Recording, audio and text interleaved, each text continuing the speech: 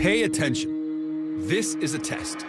Try to count the number of footballs, like this one, as they fly across the screen. You have 10 seconds. Ready? Go.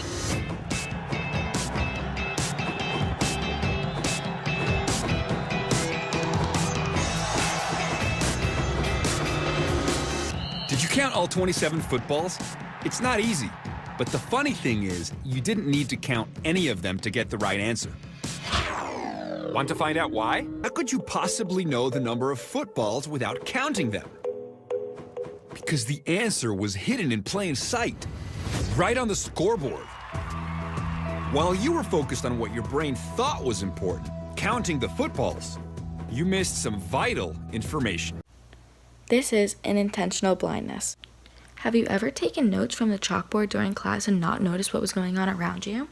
Or have you ever been so focused on a task that you haven't seen other people around you? In both these cases, you were paying attention, but you were seeing without seeing. This is called unintentional blindness. Most mental processing occurs outside of our conscious awareness. If a stimulus does not grab our attention, it does not cause neurons to fire. Everyone suffers from unintentional blindness.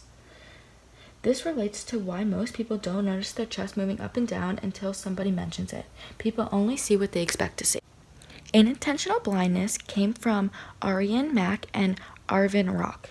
It describes their extensive studies of the visual perception of unexpected objects. Psychologists began documenting the many ways that our perception of the world is limited, not by our eyes and ears, but by our minds. Selective attention is the focusing of conscious awareness on a particular stimulus. Change blindness is failing to notice changes in the environment. Priming is the activation, often unconsciously, of certain occasions, thus predisposing one's perception, memory, or response. Transduction is the conversion of one form of energy into another. In sensation, the transforming of stimulus energies, such as sights, sounds, and smells, into neural impulses our brain can interpret. Fun facts. Distracted driving is one of the most common causes for car accidents. Talking on a cell phone is a common reason for distracted driving, and it often leads to unintentional blindness.